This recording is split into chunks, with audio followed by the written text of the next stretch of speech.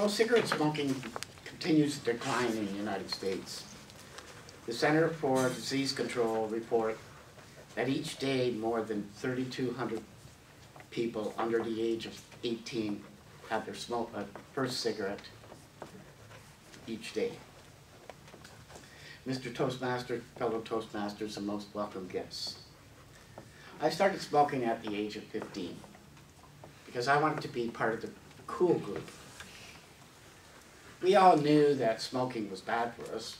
We even seen them ugly pictures of people's lungs after they had been smoking for so long.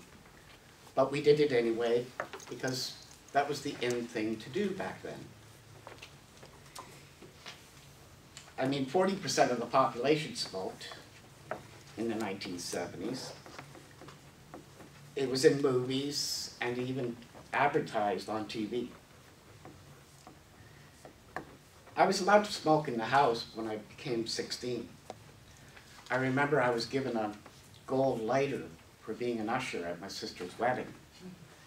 And I remember my father piped up and said, "Yes, you can smoke now," as I grabbed the cigarette out of my hiding spot in my pants.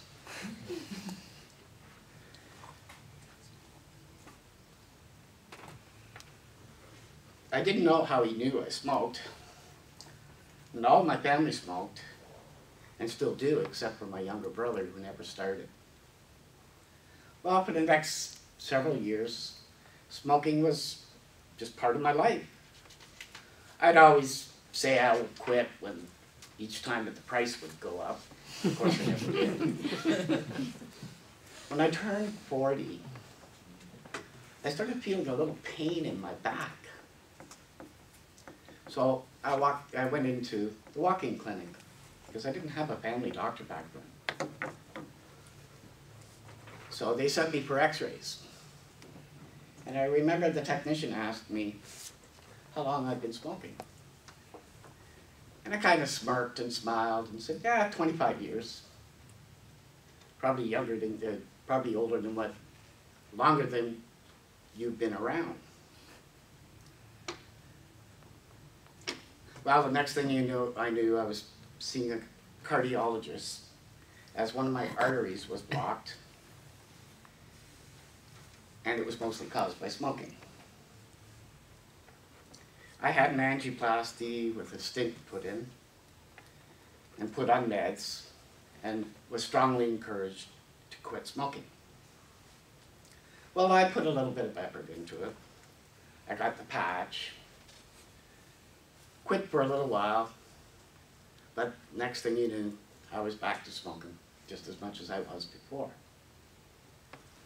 Well, life went on, and I continued to smoke till this past summer, when I had some other tests done, and again the technician asked me how long I've been smoking. Well, this time I said 40 years. And I took a step back and I said, "That's a long time." I said, "That's longer than most people that I work with have been alive." So it made myself ask, why do I smoke? I mean, it's dirty, smelly, people avoid you, and it's expensive. Maybe it is time for me to give it up. So on my next visit to my doctor, I asked her to give me the script for Champix. And together with that and with this e-cigarette, I thought I would say goodbye to my friend the cigarette. Or at least that's what I thought. But it is so hard to give up something you have enjoyed for such a long time.